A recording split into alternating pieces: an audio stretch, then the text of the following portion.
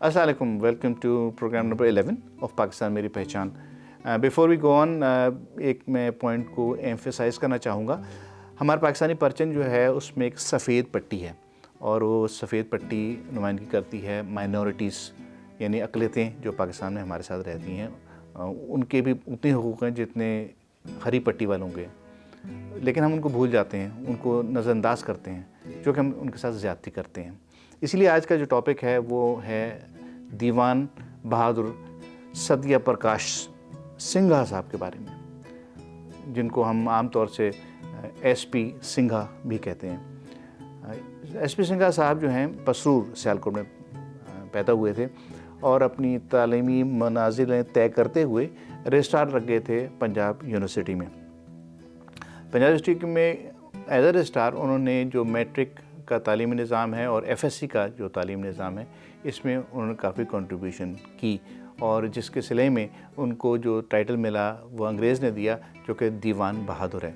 Diwan Bahadur is equivalent to नवाब बहादुर, यानी कि जो नॉन मुस्लिम्स थे उनको दीवान और उसके साथ पोस्टफिक्स था, और जबकि साउथ के भी लोग साउथ सब कॉन्टिनेंट के या फिर वो नॉन मुस्लिम्स हों तो उनको नवाब, यानी कि मुस्लिम्स को नवाब बहादुर हो गए और वो दीवान बहादुर के नाम से। और से एक स्टेप नीचे, I am just giving you as an additional information, और उससे एक स्टेप नीचे था खान बहादुर या राय बहादुर, और से फर्दर एक स्टेप नीचे था खान साहब या राय साहब। तो this was just additional information. Coming back to SP Singha sahab, तो सिंघा साहब ने ये खिदमत सोसाइटी को दी और इसके सिले में उनको ये एक अवार्ड मिला, which was a title from the British government. इनका जो रोल है, जो कि स्पीकर बनने के बाद, speaker of the Punjab assembly of सब कॉन्टिनेंट, जब ब्रिटिश रूल था उस दौरान उन्होंने जो रोल प्ले किया till the partition in 1947, that is more important and that is to be emphasized in this episode। इसके लिए मैं थोड़ा सा आपको टाइम में पीछे लेके जाऊंगा 1937 में, जब पहली दफ़ा इलेक्शंस हुए और जिसमें ब्रिटिश क्राउन की ये कोशिश थी कि एक सिस्टम डेवलप हो जाए, प्रोविंशियल असेंबलीज डेवलप हो जाए और फिर एक सेंट्रल असेंबली लेजिस्लेटिव हाउस एक डेवलप हो जाए। इस प्रोसेस को इनिशिएट करने के लिए उन्होंने पहली दफ़ा 1937 में इलेक्शंस करवाए, और इसमें जो पंजाब के एरिया के अंदर जो नुमाया पार्टी थी, कांग्रेस हिंदुओं को रिप्रेजेंट करती थी, अकाली दल सिख्स को रिप्रेजेंट करता था, और यूनियनिस्ट जो थे उसमें वो एक सेकुलर जमात थी जिसमें कि मुस्लिम्स और हिंदूस और किसी हद तक और माइनॉरिटीज़ भी शामिल थी, लेकिन they were all landlords, they were loyalists to them. तो इस तरह की फॉर्मेशन थी और ये इसी से पंजाब को रन होना था। At that point of time, यानी कि 1937 में, ऑल्दो कि मुस्लिम लीग ने जन्म ले लिया था 1906 में फ्रॉम ईस्ट बंगाल, लेकिन उसकी पॉपुलैरिटी इस खत्े में, यानी कि जो कि मौजूदा पाकिस्तान है और इसकी स्पेसिफिकली पंजाब के एरिया में पॉपुलैरिटी नहीं थी। 1942 में SP सिंघा साहब ने जो है उन्होंने अपने पॉलिटिकल करियर का आगाज़ किया। When he was a registrar, उन्होंने एक रिसेप्शन दिया जिसमें कायद-ए-आज़म आए और उन्होंने क्रिश्चियन कम्युनिटी की यकजहती का ऐलान किया, और उन्होंने एक अपनी पार्टी ऑल इंडिया क्रिश्चियंस के नाम से एक उसकी दाग बेल्ट डाली, और उसकी वो उनका जो इंटरेस्ट था उसमें ये था कि हम बेहतर तौर पर पाकिस्तान में मुसलमानों के साथ रह सकें। तो इनको इंटरेस्ट ये था, और कायद-ए-आज़म का इंटरेस्ट ये था कि उनको एक वोट बैंक मिल जाएगा।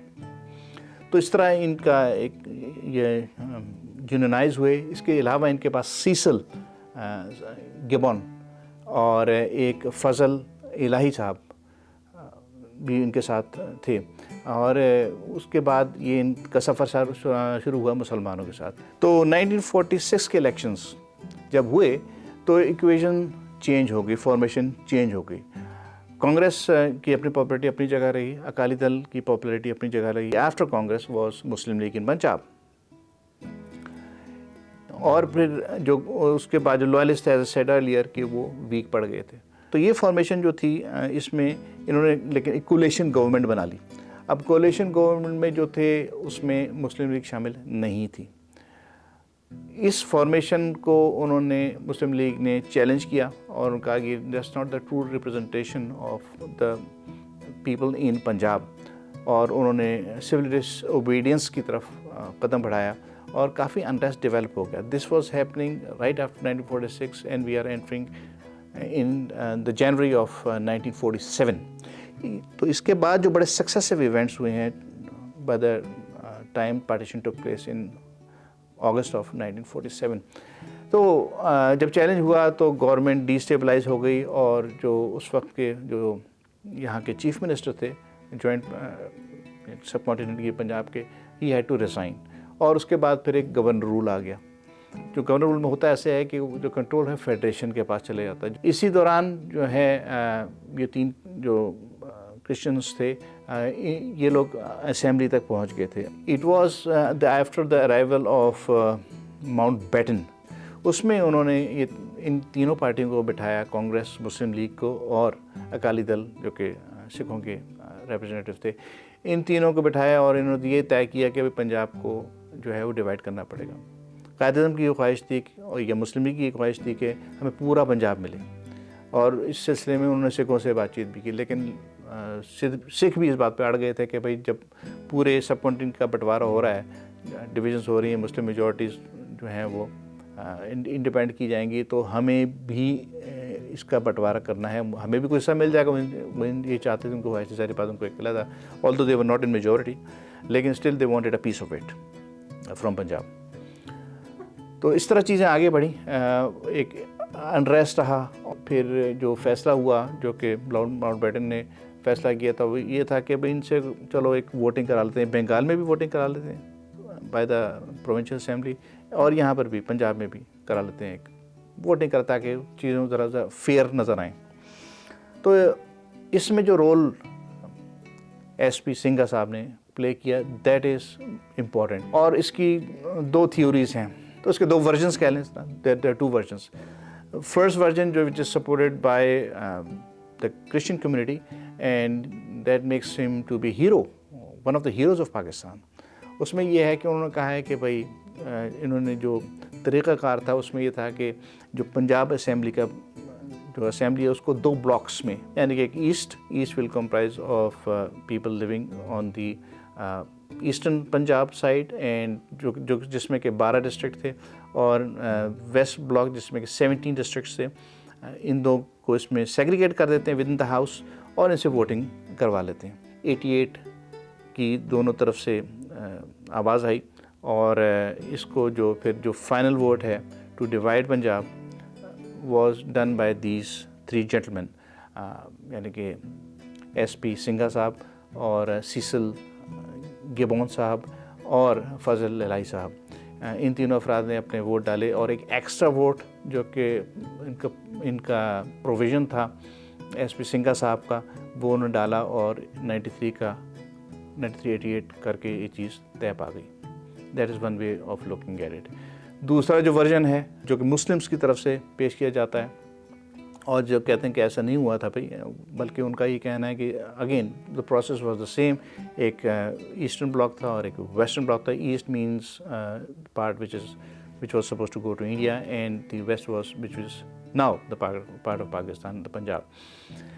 और दोनों तरफ सेपरेटली वोटिंग की गई।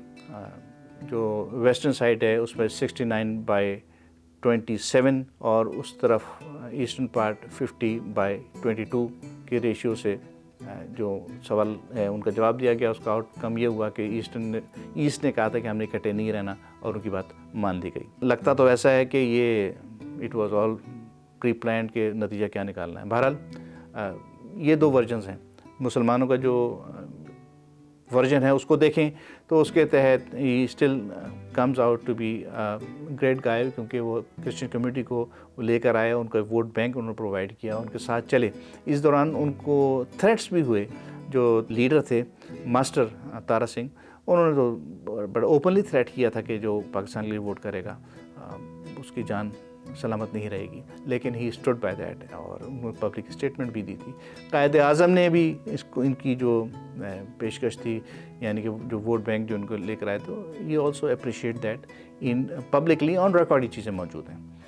अब और जो क्रिश्चियन कम्युनिटी का जो वर्जन है कि उन्होंने जो एक हीरोइक रोल प्ले किया है। तो जो भी जिस तरह भी दोनों एंगल से अगर आप देखते हैं, he was a great man.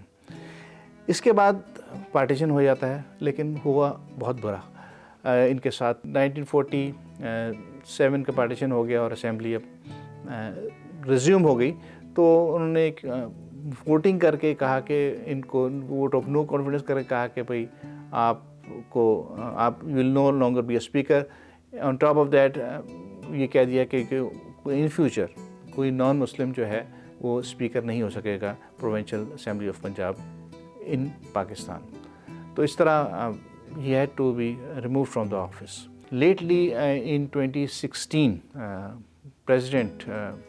then President Mamnoon Hussain साहब, उन्होंने क्रिश्चियन कम्युनिटी को इकट्ठा किया और उनको सिंघा साहब की याद में और उनकी अप्रिसिएशन में, कम्युनिटी की अप्रिसिएशन में एक तकरीब मुनक़्क़द की, जिसमें उन्होंने एक सरकारी तौर पर एक स्टैम्प यानी कि पोस्टल स्टैम्प वो जारी किया। और इस तरह से उनकी एक अप्रिसिएशन हुई, पजीराई हुई कि उनका जितना सिविल सोसाइटी के लिए काम है, heading the Christian community in Pakistan, he joined hands with the Quaid-e-Azam and made it a success for him. So this was all about today, and फिर आपसे दोबारा मुलाकात होगी कि नई इन्फॉर्मेशन के साथ। Thank you very much. खुदा हाफिज़।